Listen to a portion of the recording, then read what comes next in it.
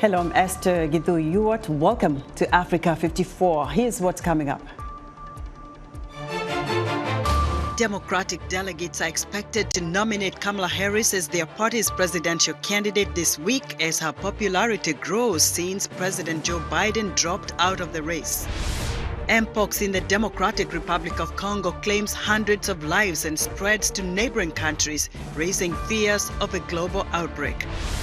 And a woman climbs the summit of Mount Kilimanjaro to raise funds for the African Education Program's 20th anniversary. All this and much more coming up on today's Africa 54.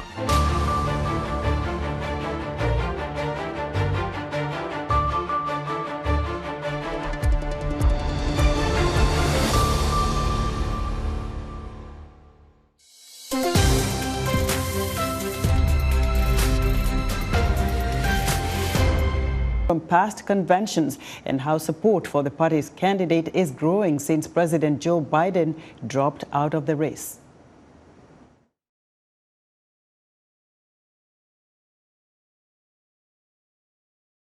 Between police and Vietnam War protesters. TV, still a relatively new medium, showing the conflicts live. New York City, 1976. The last time the Democratic Party would announce its vice presidential candidate at the convention, with presidential candidate Jimmy Carter choosing Walter Mondale. We have that vision, we love our country, and we're going to do our job. Thank you very much. Chaos at the next convention in 1980, when Senator Ted Kennedy challenged President Carter's re-election. Kennedy would concede to Carter in a famous speech that ended with this line. The cause endures, the hope still lives, and the dream shall never die.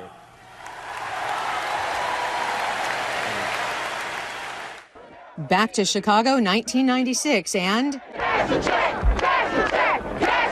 civil rights protesters demanding racial equality and welfare reform. Police keeping the crowds from entering the security perimeter. Denver, 2008. Barack Obama's acceptance speech moved to an outdoor stadium to accommodate the convention record crowd of 84,000. With profound gratitude and great humility, I accept your nomination for presidency of the United States.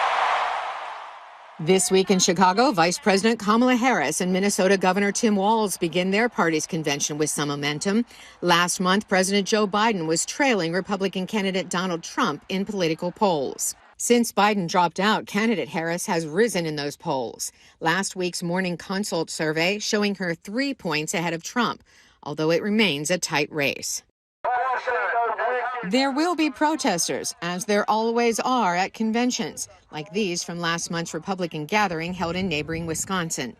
Meeting them in Chicago will be thousands of federal, state, and local police officers. I'm confident that our plan will provide a safe and secure environment during the DNC.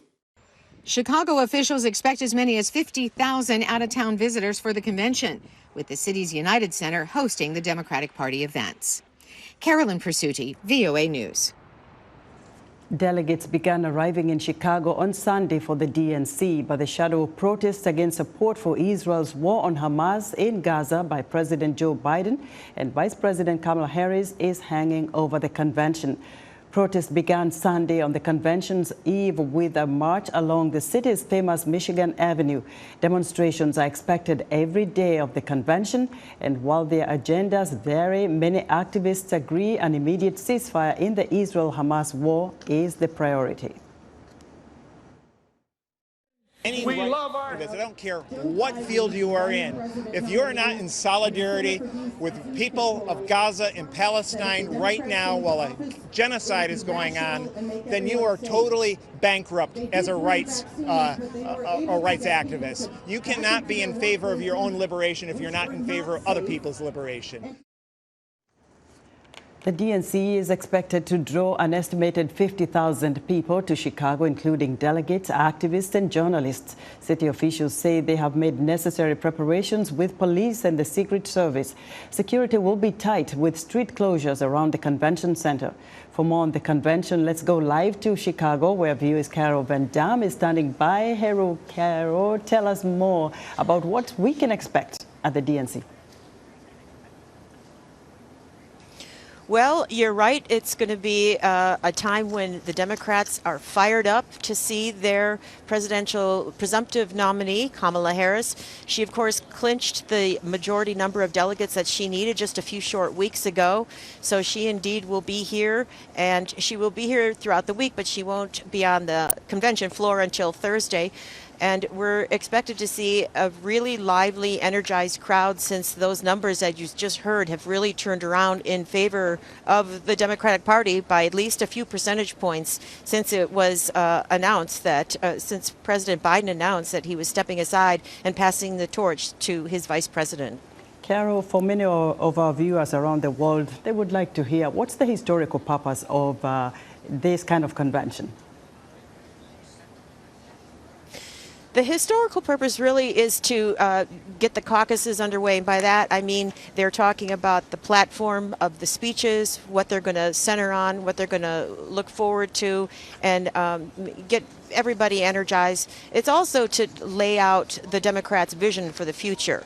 And specifically, that's going to be with Kamala Harris and her running mate, Tim Walz, to explain that. But it's going to be a big run-up to Thursday night with lots of other speeches doing that same thing. We're going to hear from Hillary Clinton, the former Secretary of State, who was in the Obama administration, who also ran for president, of course, and did not win against Donald Trump, who, again, is at the top of the ticket for the Republicans. We're going to hear from Bill Clinton, her husband, a former president. We're also going to hear from Barack Obama himself, former president, and his wife, Michelle. And it's just going to be very exciting for all the Democrats here to see some of those big Democratic stars in person and just talking about, what their vision is for the future, what, some of their steps are to get to that vision. That includes talking about, the respect and the need to respect the middle class Americans and how they will help them. And we're expected to hear those kinds of things coming up. Mm-hmm. And Carol, why did protesters show up last night? Yes, the protesters are here on site. However, they can't get very close because the perimeter around this, the security perimeter, is so tight and it's so wide. It's about a mile in radius all the way around the convention center. So we can't even see them from where we are here at the convention center. But they were here out in force last night. They were carrying placards that said things like, end the war, stop all aid to Israel, end the genocide. And in fact, there was an event going on, as was mentioned, at the Navy Pier, in which one of the protesters got her way up on stage and grabbed the mic and said, end the genocide, before she was hauled off. Oh, Carol, thank you so much for your reporting. Viewers, Carol Van Dam reporting live for us from the Democratic National Convention in Chicago. U.S. Vice President Kamala Harris indirectly criticized former President Donald Trump on Sunday, suggesting her Republican opponent is a, quote, coward whose politics focused on putting down rivals. The remarks came during a campaign appearance with running mate Governor Tim Walz of Minnesota in the critical electoral state of Pennsylvania. Harris did not directly name Trump, who referred to Harris as a radical and a lunatic during a campaign appearance Saturday in eastern Pennsylvania. This campaign is about a recognition that, frankly, over the last several years, there's been this kind of perversion that has taken place, I think, which is to suggest that the measure of the strength of a leader is based on who you beat down, when what we know is the real and true measure of the strength of a leader is based on who you lift up. Opinion polls are showing that Harris is bringing fresh energy to the Democratic campaign and closing the gap with Trump both nationally and in many of the 8 highly competitive states, including Pennsylvania.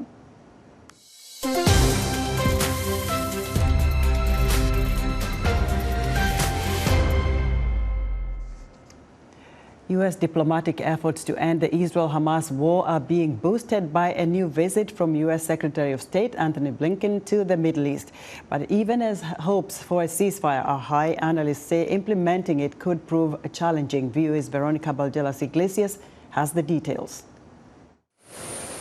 U.S. Secretary of State Antony Blinken is back in the Middle East in a renewed push to secure a ceasefire in the Israel-Hamas war.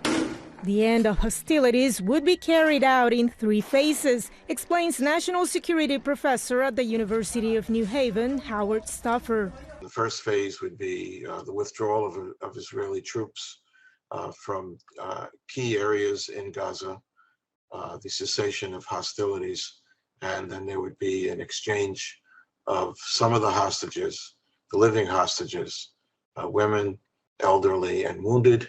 And there would be some designated Palestinian prisoners who would be returned to Hamas. The implementation could prove tricky, Stauffer notes. There may be differences of opinion about who may be released, and the withdrawal process, even from Gaza, is complicated because Netanyahu, the Prime Minister of Israel, has said that they want a restriction on armed individuals in southern Gaza from going into northern Gaza. Blinken's visit comes amid heightened tensions. Iran could still avenge the assassination of Hamas leader Ismail Haniyeh last month in Tehran. Successful peace talks could calm the mood. Then there's a very strong likelihood that Hezbollah on its own, or Iran and Hezbollah, will carry out their retaliatory strikes against Israel. If they do that, there will be a much greater widening of the war in the entire region. The end of the hostilities would ensure the distribution of humanitarian aid in Gaza and allow for mass vaccinations against the rising threat of polio. The Palestinian health minister confirmed the first case Saturday. Some Palestinian mothers worry. We need a vaccine for it. We need medicine. We need proper sanitation. We want you to save us before it's too late. Or how long are we supposed to wait? Should we wait until we watch our children die and become paralyzed and then become helpless to do anything for them? In Israel, relatives of the hostages held by Hamas express cautious optimism about the prospects of a ceasefire and the release of their loved ones. We learned from past experience that not to build the expectation too much, because then if it doesn't complete to a deal, the disappointment is so huge and you go down so far that it's very hard to rise up again. But we still try to stay optimistic and hope. Even as the ceasefire negotiations mediated by the U.S., Qatar and Egypt are set to reconvene in Cairo this week, Israeli military operations haven't ceased. On Sunday, Palestinian authorities reported at least 28 people were killed in overnight strikes across Gaza. The Israeli military said it killed 20 militants in attacks Saturday night into Sunday.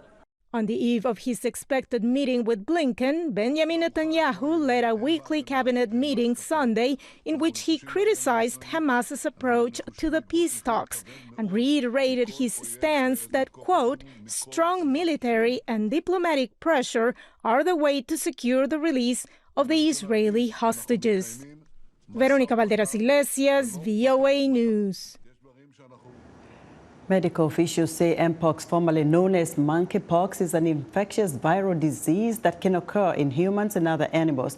It has claimed at least 500 lives in the Democratic Republic of Congo and is spreading to neighboring countries and beyond, raising fears of a global outbreak. VOA's Bondiho has more.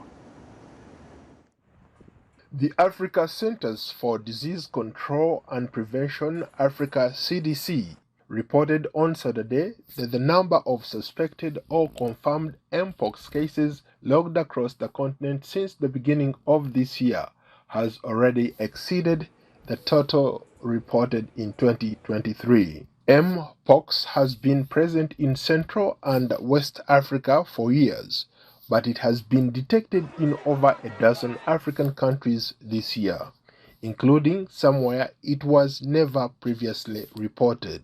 According to the WHO, the current outbreak spreading from the DRC has been exacerbated by the emergence of a deadlier new variant of the virus, clade 1b.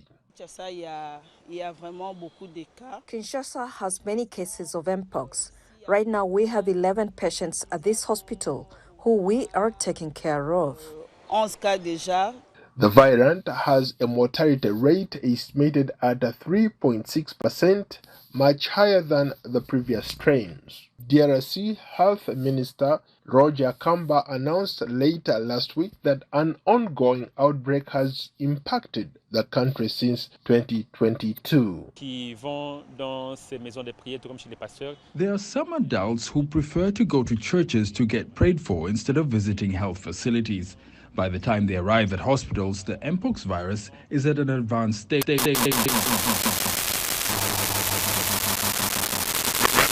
Recorded fewer cases than the eastern province of South Kivu or the western province of Equator. Local authorities are intensifying measures to curb the mpox spread. The new mpox outbreak has spread beyond Africa, with confirmed cases reported in Sweden and Pakistan. Last Wednesday, the WHO declared the rise in monkeypox cases a public health emergency of international concern. Paul Ndiho, VOA News, Washington. Still to come, a woman climbs Mount Kilimanjaro to raise funds for an education program in Zambia. We'll be right back.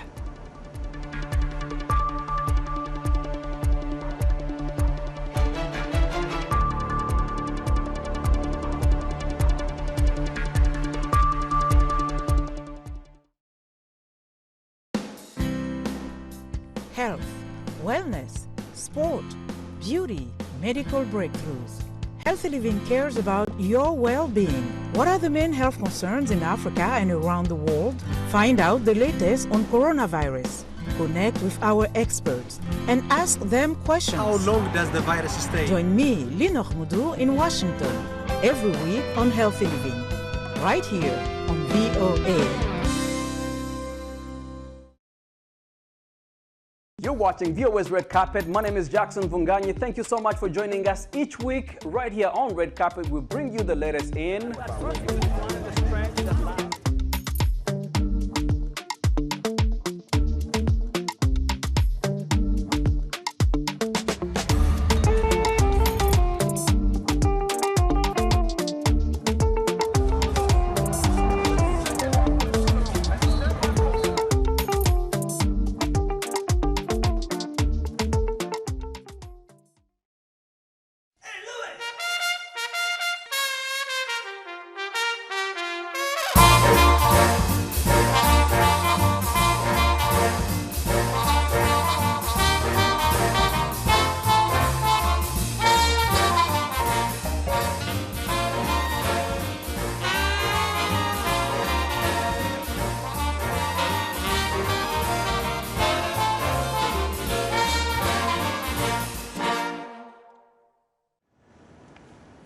In other news, Sudanese health officials say a cholera outbreak has killed nearly 24 people and sickened hundreds more in recent weeks.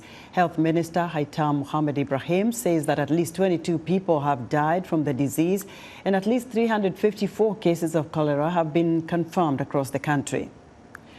The Kenyan government is planning to raise about $1.2 billion by reinstating some unpopular taxes contained in a finance bill that was scrapped in the face of violent street protests, according to a government minister. The government is considering about 49 tax measures to try to raise the funds. And Ghana's ruling New Patriotic Party launched its manifesto Sunday as the party gears up for a tough battle in December's elections. The party's presidential candidate, Vice President Mahamudu Bawumia, unveiled the document, which places a strong emphasis on job creation and economic development. The co-founder and executive director of the African Education Program in Zambia recently completed a climb to the summit of Tanzania's Mount Kilimanjaro. After reaching the highest point of Kilimanjaro, Julie Ann Savarit Kosenza spoke with VOA's Paul Ndiho about the experience and the program's mission. Well, first and foremost, just so proud to be able to now say that I reached the roof of Africa. So it was definitely a mental and a physical challenge. So I'm very excited to be able to say that I did it. You know, this was a very important trek and a very important climb for me. I'm one of the co-founders and the executive director of a nonprofit called the African Education Program. And we're actually celebrating our 20-year anniversary this year. And so as a part of our celebrations and our continued fundraising for all of our great work that specifically takes place in Zambia, I wanted to do this trek to really celebrate everything that we have accomplished. There are very few people in the world who can claim that title, who can claim that they have climbed the top of Africa or been at the top of Mount Kilimanjaro. What were some of the things that you saw along the way? The hardest part, honestly, is moving slow. You gain a lot of altitude over a short number of days, even though we did it over the course of a week, which was the longest of the routes. The fact that you are going so high, you have to take your time going up. In Swahili, you say pole pole, slowly, slowly.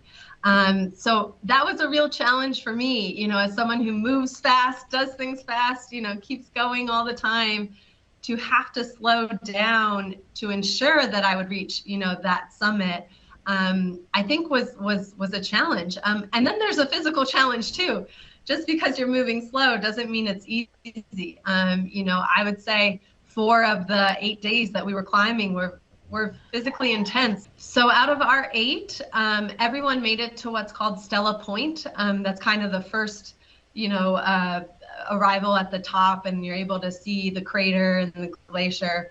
And then 5 of the 8 made it to Uhuru Peak, which is the official, you know, summit right at the top. You did not do this for the sake of just going out there to have fun. You had a purpose, you had a cause. Tell us a little bit more about why you decided to take on this expedition. My co-founders and I were actually in high school when we founded the organization, and we started with a simple shipment of books and computers in a container to go to Zambia. When you see how we've grown over the years, you know, starting with 25 youth and today reaching thousands and thousands across Kafue district, it's a really humbling experience. And I think as we thought about, you know, how we could celebrate this, it felt like a trek like Kilimanjaro would be an equally humbling experience, but an equally, you know, celebratory experience. Have you been able to raise a little bit of money to support your cause? Yes. So our goal was $20,000. Mount Kilimanjaro is 19,360 feet, I believe. So I was rounding that to 20,000 feet and trying to raise $1 per foot that I trekked. And we have now raised 15 of the $20,000. So we still need help. So anyone who is, you know, watches this interview, every dollar goes a long way. It'll go to enhancing access to digital literacy in our Learning and Leadership Center in Kafue. So every dollar counts. Julie-Anne Severit-Kosenza is co-founder and executive director of the African Education Program. She was speaking to VOA's Paul Ndiho. Paris is hosting the Paralympics later this month. More than 4,000 athletes with disabilities, along with tens of thousands of spectators, are attending the events that run from August 28th to September 8th. Disability advocates say more work needs to be done across France to make the Games accessible to all. Lisa Brandt has more from Paris. Frank Mai is taking a visitor through a slice of his day, getting from his home outside Paris to the eastern part of the city. His local station is handicap accessible, but catching a suburban train known here as the RER isn't easy. Finally, he's on his way. Quand on parle d'accessibilité, on parle de l'autonomie. Accessibility means complete autonomy to go from point A to point B. Today, when people say Paris is handicapped accessible, that's not the case. No. Mai has a degenerative condition called Charcot-Marie tooth disease. He's a former Paralympic athlete, winning 4 bronze medals in swimming in the 1988 Summer Games. Now he's battling for access. French authorities have worked to make the 2024 Summer Games accessible to everyone. There are shuttles and taxis specially equipped for wheelchair users. Buses, trams, and some street crossings are designed for people with mobility, hearing, or vision impairments. Paris City Hall says the changes are part of a bigger effort to make Paris greener and more livable. On est très accessible aujourd'hui, vraiment. Paris is very accessible today. We've made enormous progress. There are still things to improve, but we've seen a radical change on the ground. Des individus évoluent. But only one line of Paris's central metro system, which is not managed by the city, is fully accessible. If an elevator breaks down, wheelchair users are stuck, along with others who need it. When I'm pushing for accessibility, it's not just for me, it's for everyone. Mai and other disability advocates say their fight is not just about changing transportation, but also other basics of daily life. When we show the laws that we have in France, like for instance in Brussels, among our peers in other countries, they say, oh my God, you have incredible laws in France that we don't have anywhere else. The only issue is that they're not applied. Beyond applying laws, advocates say, France needs to apply its motto of equality. People don't consider people with disabilities as citizens in their own right. Society has not thought about integrating people with disabilities so they have access to everything, like everybody else. Mai believes France is evolving, but there is a lot more work to do. Lisa Bryant, VOA News, Paris. John Lansing, who served as chief executive of the U.S. Agency for Global Media, died last Wednesday at his home in Wisconsin. The cause of his death was not immediately announced. Lansing became the chief of the U.S. Agency for Global Media, known as USAGM, in 2015. The USAGM is the parent organization that oversees outlets including Voice of America, Radio Free Europe, Radio Liberty, and Radio Free Asia.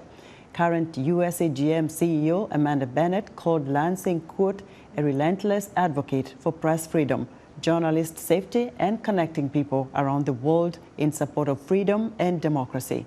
Lansing was 67 years old.